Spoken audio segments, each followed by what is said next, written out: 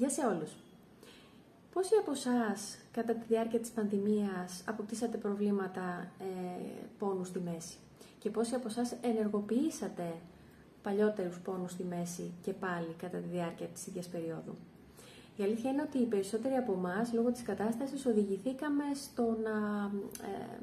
σε κάποιες διεξόδους τις οποίες δεν μελετήσαμε και τόσο καλά. Και τι εννοώ με αυτό? Κάποιοι αποφάσισαν να γίνουν αθλητές. Και πολύ καλά έκαναν βέβαια σε έναν βαθμό. Απλά δεν είχαν τις απαραίτητες προδιαγραφές, αν μου επιτρέπετε ο όρος, ή την καθοδήγηση που έπρεπε.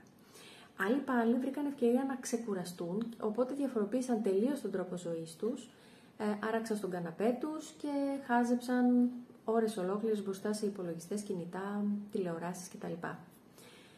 Ενώ άλλοι, μην ξέροντας πώς να διοχετεύσουν όλη αυτή την ενέργεια που είχαν, αποφάσισαν γενικότερα να καθαρίσουν και να ξεσκαρτάρουν ό,τι υπήρχε και δεν υπήρχε στο σπίτι, στο γραφείο, στην αποθήκη, στον γκαράζ, στο σπίτι του παππού και οπουδήποτε αλλού.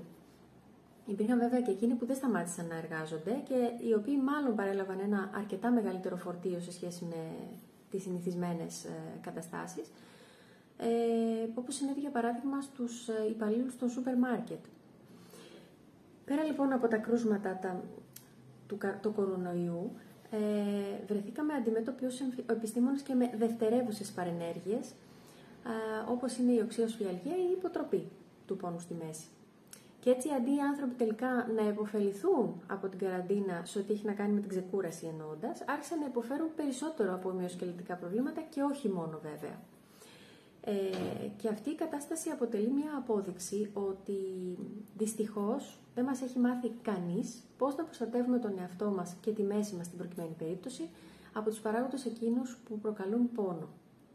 Και ναι, είναι αλήθεια, κάποιοι θα πούνε ότι κάνουν τις ασκήσεις τους κανονικά, δεν έκατσαν, ασχολήθηκαν, είδαν βίντεο στο YouTube ή συνέχισαν τις ασκήσεις που τους είχε πει ο ειδικός, ώστε να μην επιδεινωθεί η κατάστασή τους. Και αυτό είναι υπέρ σας. Αν όσοι από εσάς καταφέρατε να μην αποκτήσετε προβλήματα ή να μην επιδεινωθεί η κατάστασή σας, τότε συγχαρητήρια, ανήκετε στους λίγους και εκλεκτούς. Δυστυχώς όμως, οι περισσότεροι νιώθουν μάλλον αρνητικά αναβιώνοντας στη μνήμη τους όλον αυτόν τον πόνο, τη δυσκολία στην κίνηση, την αίσθηση της ανημποριάς, της απελπισίας εξαιτίας του πόνου στη μέση. Βέβαια, υπάρχει ένα καλό και ένα κακό στον ανθρώπινο εγκέφαλο, το οποίο χρειάζεται να το έτσι επισημάνουμε. Ο ανθρώπινος εγκέφαλος ξεχνάει εύκολα. Και αυτό είναι καλό, γιατί έτσι προχωράει και εξελίσσεται.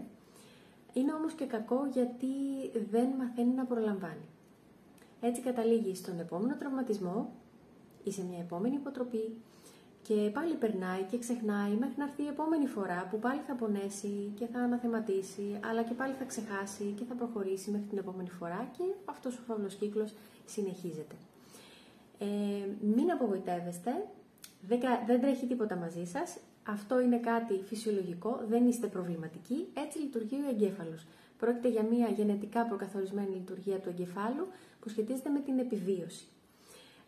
Αυτό που ίσως δεν ξέρεις είναι ότι όπως οποιοδήποτε άλλο ηλεκτρονικό μέσο, έτσι και ο εγκέφαλός μας μπορεί να χακαριστεί. Είμαι εδώ για να σας πω με βεβαιότητα ότι υπάρχει τρόπος να εισβάλλεις στα πιο σκοτεινά μονοπάτια και στις πιο σκοτεινές διαδρομές του πόνου στον εγκέφαλο και να τις φωτίσεις. Μπορείς και πάλι να επαναπρογραμματίσεις τον εγκέφαλό σου μέσα από τεκμηριωμένες βέβαια τεχνικές και διαδικασίες και μέσα από συγκεκριμένα βήματα μπορείς και πάλι να απελευθερωθείς από το χρόνιο πόνο στη μέση.